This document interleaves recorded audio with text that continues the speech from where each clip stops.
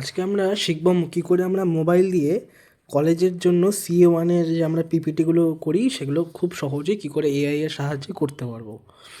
তো সবার প্রথমে আমাদেরকে চলে আসতে হবে গুগলে, এবং সেখানে স্লাইডস গো বলে যে ওয়েবসাইটটা আছে সেখানে আমরা যাব। এখানে ফ্রি এআই প্রেজেন্টেশন মেকার যে এখানে ক্লিক করব। আচ্ছা, এইখানে গিয়ে আমাদের যে টপিকটা আছে শুধুমাত্র সেটা আমরা এখানে লিখে দেবো। যেমন আমার টপিক হচ্ছে ডেটা অ্যাবস্ট্রাকশন ইন DBMS। তো এটা এখানে লিখে দেবো আর এটা এখান থেকে করতে বলবো সিলেক্ট থিম। আচ্ছা, থিম সিলেক্ট করবো এখান থেকে একটা সুন্দর দেখে, যেটা খুব একটা বেশি মানে হিজিবিজি যেন না হয়, একটু ফর্মাল থাকে। মোটামুটি এই উপরের থিমটাও ভালো লাগছে, তবে আরেকটু দেখে নিচ্ছি। এইরকম একটা থিম আমরা এখান থেকে নিয়ে নিলাম। আচ্ছা, তৈরি হয়েই গেল বলতে বলতে। তো এই আমাদের হচ্ছে রিভিউ। তো যে এখান থেকে আমরা জেনারেট করব।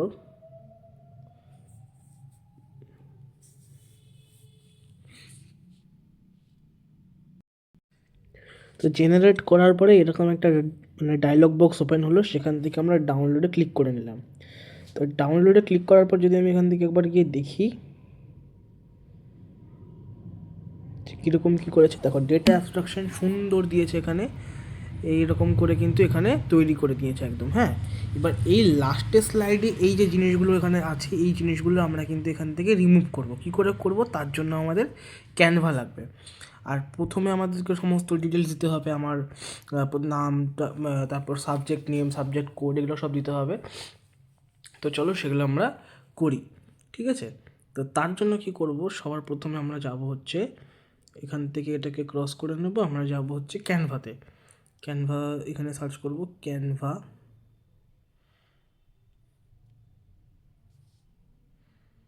আমার সমস্ত লগ ইন টগিনগুলো করাই আছে, তো লগ ইনগুলো তোমরা যখন করবে সেগুলো তোমরা করে নেবে।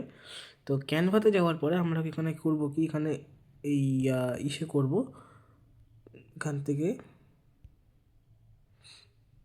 আমরা ক্রিয়েটে যাব এবং সেখানে গিয়ে এই যে আপলোডসে এখানে ক্লিক করব, আর ফাইলসে গিয়ে আমরা যে ডাউনলোড করলাম ডেটা অ্যাবস্ট্রাকশন সেটা এখান থেকে নিয়ে নেব, ঠিক আছে? এবার ডেটা অ্যাবস্ট্রাকশন এখানে এটা আসবে, এই যে চলে আসলো। এটা এখান থেকে ক্লিক করব, এই এনটা এখানে চলে আসছে। তো এটাকে একটু এরকম করে দেবো, হয়ে গেল। আচ্ছা, বাকি সব ঠিকঠাক আছে। আচ্ছা, লাস্টের এই যে এই স্লাইডের এই যে এটাকে আমরা ডিলিট করে দেবো, আর এই জিনিসগুলোকে ডিলিট করে দেবো। আর এই থ্যাঙ্কসটাকে আমরা মাঝখানে নিয়ে আসবো। আচ্ছা, প্রথমে কী করবো, এখানে একটা অ্যাড পেজ করব, এটাকে ধরে চেপে ধরে নিয়ে সামনে নিয়ে আসবো, এবং সেইখানে এসে আমরা কি করব, টেক্সট এখানে অ্যাড করব, অ্যাডের সাব হেডিং এখানে গিয়ে আমরা লিখবো আমাদের নাম, লাইক নেম, এবং এইভাবে আমরা সমস্ত ফ্রন্ট পেজটা ডিজাইন করব। তো ফ্রন্ট পেজটা ডিজাইন করে নিই। আচ্ছা, তো এখানে আমি মোটামুটি ফিল আপগুলো করে নিলাম। আচ্ছা, আপলোডসে গিয়ে আমরা কী করব, নর্মাল এখান থেকে আমাদের যেই এটা আছে এরকম টেকনোলজির মানে আমাদের এসআইটির লোগো, কলেজের লোগো এটা এখানে লাগিয়ে দেবো। তো তোমরা তোমাদের কলেজের লোগোগুলো ওখানে লাগিয়ে দেবে এরকম করে আপলোডস থেকে গিয়ে।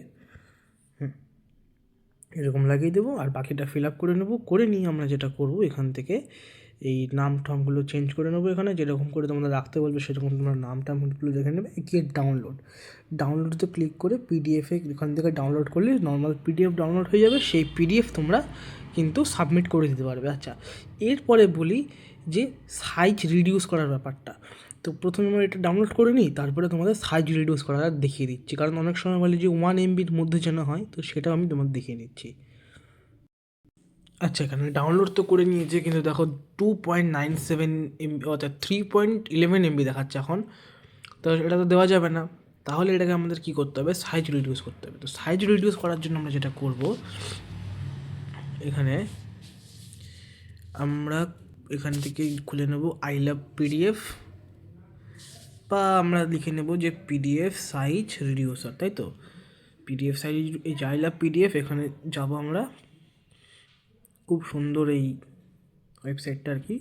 আচ্ছা, এখানে গিয়ে এই যে পিডিএফ দিব, এখানে এই কম্প্রেস পিডিএফে ক্লিক করলেই এই আমাকে এই যে ইসে করে দেবে, কম্প্রেস করে দিল। মাত্র 295 কেবিতে আমাকে করে দিল। মানে কোয়ালিটি যে খারাপ হলো তা না, আমি খুলে দেখিয়ে দিচ্ছি, সব করে দেখিয়ে দিচ্ছি। এই যে compress.pdf ডাউনলোড হয়েই গেছে নাকি? হ্যাঁ, এই যে ডাউনলোড হয়ে গেছে।